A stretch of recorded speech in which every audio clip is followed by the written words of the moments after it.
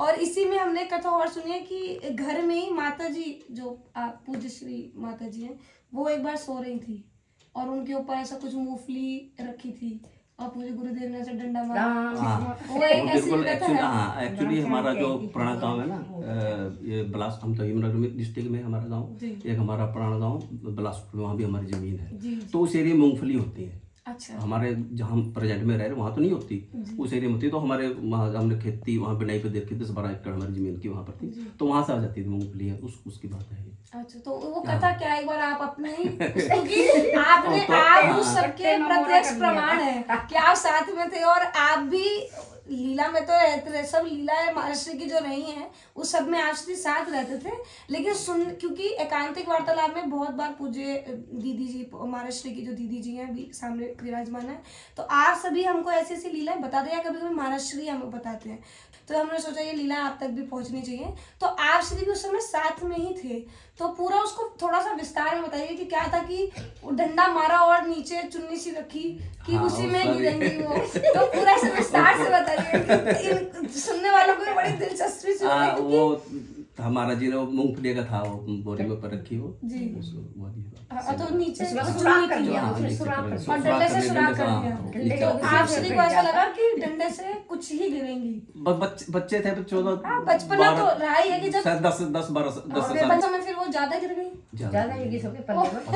मतलब जब वो डंडा लगाया तो आश्री को लगा कि थोड़ी बहुत गिरेंगी तो हम नीचे, वो अब ये नहीं सोचा कि जब छेद होगा तो वो पूरी बाहर आएंगी, तो वो सब नीचे गिर गई और माता जी उठ गई। तो इन चीजों का भी पता भी नहीं था, बच्चे तो थे ही, शरारत तो। ऐसी कोई और भी लीला है ऐसे महाराज जी की बहुत है, मेरी कम है तो कुछ मैंने ऐसे महाराष्ट्र की एक तो कोई और ऐसी लीला बताइए। थोड़ा शांत स्वभाव का रहा हूँ शुरू से। महाराज ये साइकिल पर दोनों जाते हैं, आधे रास्ता चलवावा था, आधा रास्ता ही चलावा, बल्कि वो ज्यादा चलाते थे। जब हम साइकिल पे जाते थे स्कूल में, तो आधा मतलब जो हमारा गांव से हमारा स्कूल 9th-10th जो हमने की है वो 4-4.5 किलोमीटर पड़ता है। तो आधी दूरी पे महाराज जी चलाते साइकिल, आधी दूरी पे मैं चलाता था, पर मेरे से कम चलवाते थे, खुद ज्यादा चलाते थे। खुद ज्यादा चलाते थे। बल्कि एक बार ऐसी शरारत हुई, तो एक बार हम स्कूल से आ रहे थे साइकिल पे, तो महाराज जी कहते चल पहले मैं चलाता हूँ, चल आप चला लो। तो महाराज जी लगेगा चल मैं आंखें बंद करके साइकिल चलाऊं। तो अगर आप कभी उस एरिया में गए हो, हमारे गांव के बीच में, थोड़ी सड़क बीच में ऊंचाई पे है, थोड़ी सड़क बीच में ऊंचाई पे है, तो वहां की बात है। तो आंखें बंद करके चलाने लग गए वो। अच्छा। तो बताना मुझे था कि आप सेंटर में रखना साइकिल को। तो मैंने बताया नहीं, बताया भी मेरे मायने में नहीं रहा। शरारत करे तो वैसे मतलब चला लेगा, वो साइकिल नीचे चला गया सड़क के, तो वहाँ पर चोटी में लगे, नीचे गिर गया हम सड़क से। तो सड़क भी कम से कम 7-8 फुट ऊंचाई की सड़क वहाँ पर। अच्छा। तो नीचे चोट लगे। हाँ, नीचे तो फिर घर में जाके पूछा नहीं किसी ने? घर तो क्या पूछते मतलब बताने की बात मूर्खता ही हमारी, अपनी मूर्खता क्यों बताएं किसी को। इसको मूर्खता कहता, बचपन की बाल्यकाल की लीलाएं सुन के हमें भी बहुत, ये तो लीलाएं सिर्फ आप ही बता सकते हैं कि ऐसी कोई और भी लीला है हमारी? बहुत है जी, बहुत लीला है। कुछ आप बताइए तो फिर। एक तो जो जैसे फीस की हमारी है ना, हमारी उस पर फीस भी शायद 14 रुपीज हुआ करती थी 10th की 9th की। तो मतलब हम फीस तो हमारे दोनों बच्चों की मिलती थी घर से, और दिन हमें एक ही पड़ती थी।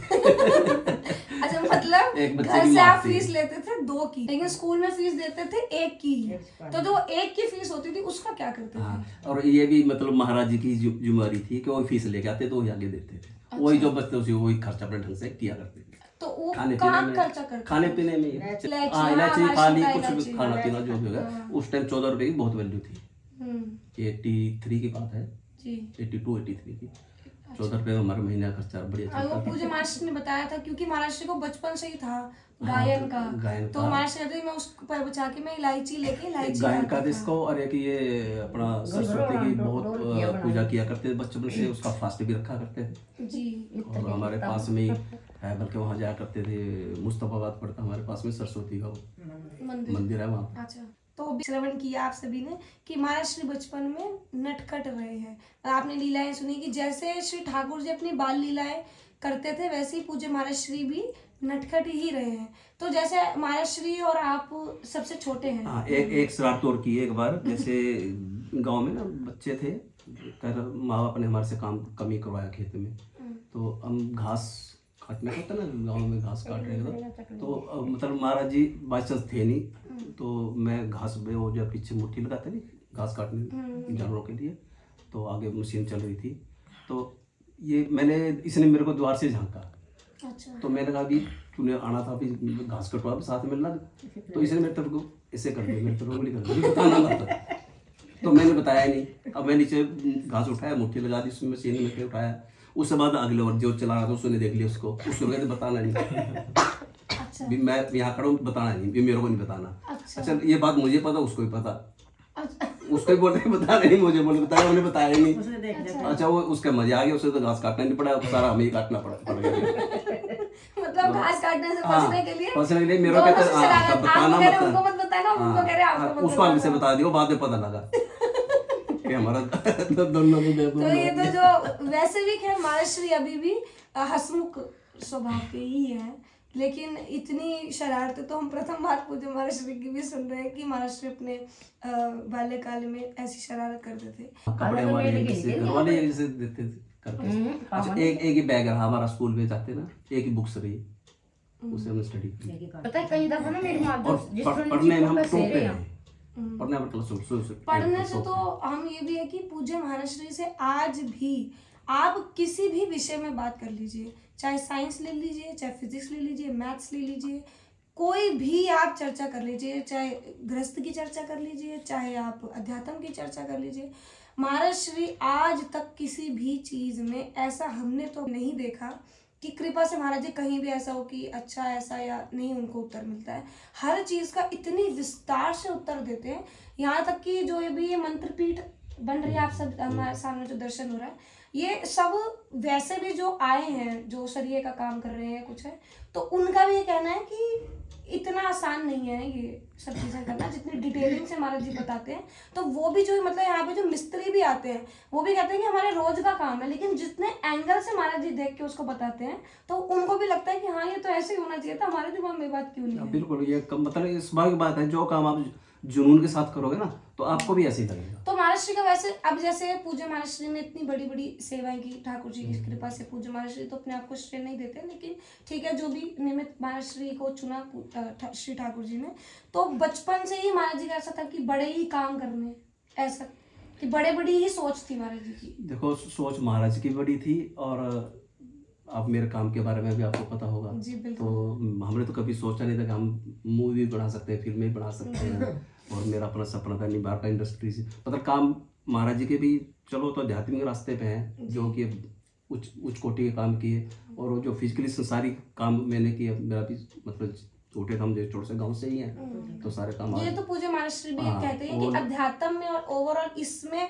पूज्य महाराष्ट्री, और उधर गृहस्थ में रहते हुए भी आप हैं तो गृहस्थ, लेकिन जीवन आपका और आपके सभी पूज्य महाराष्ट्री के जितने भी परिवार के जन हैं, हमारे जो भी पूजनीय सबका ही स्वभाव और सबका ही जो दिन चल रहा है, पूरे दिन भजन में या फिर सेवा में ही तत्पर रहते हैं। और जो भक्तमाल सीरियल आप सभी ने श्रवण किया, उसमें शैलजा का चरित्र और अन्नपूर्णा जी का जो चरित्र था वो आप श्री की ही कंपनी ने बनाया था, जो अपनी प्रोडक्शन हाउस है उनका। और पंजाबी फिल्म में काफी नहीं, में सस्कुटनी अभी जिसका दूसरा भाग आया था अभी, तो ऐसी काफी फिल्में हैं जो आपके प्रोडक्शन हाउस सब बनाते हैं। तो आप हमेशा इस ताक में रहते हैं कि पूज्य महाराष्ट्री को क्या चाहिए या ऐसी क्या आवश्यकता है, संतों की सेवा में भी कंबल जर्सी कुछ भी रहे, अभी यहाँ पे जैसे टेम्पू की आवश्यकता है तो वो भी। अब महाराष्ट्री आगे जो रहेंगे एकांतवास में जाएंगे, उसके लिए भी जो महाराष्ट्री को कुछ चीज़ें चाहिए आवश्यक जो रही,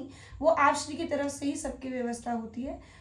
तो अभी आपने सभी ने श्रवण किया जो भी चर्चा महाराष्ट्री की बताई, तो इसी से हमको एक और याद आया कि महाराज ने कथा में बताया है कि एक गुफा भी थी आपके गाँव में, तो वहाँ पे भी महाराष्ट्री बैठ के तपस्या मतलब कुछ चिंतन किया है या वो गुफा अब भी है। अच्छा, उसी कंडीशन में ही है, बड़ी बढ़िया कंडीशन में अब भी। अच्छा, हमारे खेत में ही है। तो आप भी वहाँ संकीर्तन वगैरह करते हैं? अच्छा, तो महाराष्ट्री मतलब बचपन से ही एकांत में रहना पसंद करते हैं? हाँ, एकांत में रहना पसंद करते हैं। तो उसे बता रहा ना, जैसे आपने पीछे पूछा था, वो सिर्फ मेरे साथ ही बनी, मतलब मेरे साथ तो मैचिंग थी उनकी, बाकी किसी के साथ बात नहीं ज़्यादा किया, बात नहीं करते थे। और इसी से याद आया कि एक बार जब महाराज ने बताया था कि जब शायद बंटवारा या ऐसा कुछ चल रहा था परिवार का खेतों में, तो मैया ने बोला कि जाओ देख के आओ कि हमारे हिस्से में कौन सा खेत आया। ऐसी भी कुछ चर्चा हमने सुनी। तब भी महाराज श्री ने बताया कि मन में तो हमने सोचा कि हमको क्या लेना देना, हमको तो रहना नहीं, हमने तो यहाँ से छोड़ छाड़ के जाना ही है। तो महाराज श्री का बचपन से ही ऐसा हमारे बिल्कुल जब हमारी जमीन गांव में होता ही है, बंटवारे में लड़ाई झगड़े बहुत हुए, हमारे भी हुए हैं, मगर उसके परिवार रहता है, मगर नहीं परिवार में हमारे भाइयों ने किए, पर मैंने नहीं किया, महाराज जी ने किया। तो किसी के साथ झगड़ा कभी नहीं किया। अच्छा, जमीन मिलेगी मिले, नहीं भाड़े में जाए, क्यों इसके पीछे झगड़ा करना। अच्छा, तो मतलब महाराज श्री और आपको कभी राय नहीं? अगर मतलब हिस्सा हमने लड़ाई में भी नहीं लिया, जैसे भाई दूसरे ले लेते थे जब गड़बड़ करते दूसरे वाले हमारे, तो हमने कभी नहीं करा। तो इस ये सुन सबके तो हम अभी की जो हम जैसे महाराज श्री की कृपा से महाराज श्री का सानिध्य प्राप्त है, तो ये सब आज भी महाराज श्री का स्वभाव ऐसा ही है। कहीं भी अगर कोई भी स्थान रहता है या कोई जगह होती है तो महाराज श्री जैसे कभी होता है, आज भी जैसे गोवर्धन में हमारा हॉस्पिटल बना राधा कृष्ण परिवार आरोग्य केंद्र, तो गली में जितना स्पेस रहता है सब पूरे जगह कवर करते हैं, लेकिन महाराज श्री ने पहले ही मैपिंग में उसको कुछ फीट पीछे करवा दिया जिससे कि आगे की रोड खुली हो जाए और सबको सुविधा रहे। तो ये छोटी छोटी चीज़ों पे पूज्य महाराज श्री हमेशा से ही ध्यान देते हैं। और आज आप श्री का सानिध्य से हमको ये भी पता चल गया कि बचपन से ही महाराज जी का स्वभाव और संस्कार ऐसा ही रहा है, और सिखाते भी महाराज श्री हमको यही है। जैसे कि आप बता रहे हैं कि घर में बंटवारा रहा या जो भी रहा, उसमें महाराज श्री ने आपने की परवाह ही नहीं करी कि कौन सा आ रहा है और कौन सा नहीं आ रहा है। तो यही सब चीज़ें जो शरारती है या वो तो सब चलिए एक अलग बात है, ये जीवन चरित्र में हमको पता होना चाहिए, लेकिन इन चीज़ों से हमें ये सीख भी लेनी चाहिए। जैसे पूज्य महाराज श्री बताते हैं, आज भी आप देख लीजिए 40 साल पूज्य महाराज श्री ने प्रचार किया, हम सभी भक्तों की सेवा करी वाणी से, और हम सभी को नाम जप में लगाया, सब पे इतनी कृपा हुई। आज मंत्रपीठ साक्षात प्रकट महाराज श्री ने सामने दिखा दिया। जो महाराज जी ने देखा वो सबको दिखाने का बताने का प्रयास किया है।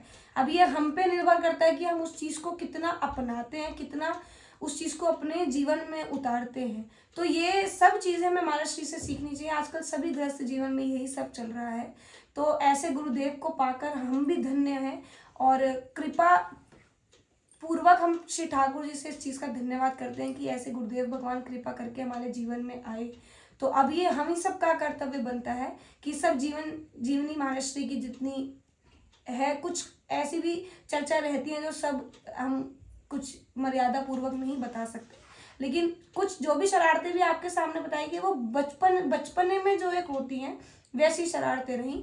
तो बाकी जैसे श्री ने बताया कि पैसे बचा के भी महाराज श्री उसको कहीं ऐसे ही वेस्ट नहीं करते थे, उसको उसी चीज में लगाते थे जो उनका अंदर लक्ष्य था कि इलायची खाने से मेरा कंठ सुंदर होगा, कंठ सुंदर होगा तो मैं ठाकुर जी को भजन सुनाऊंगा।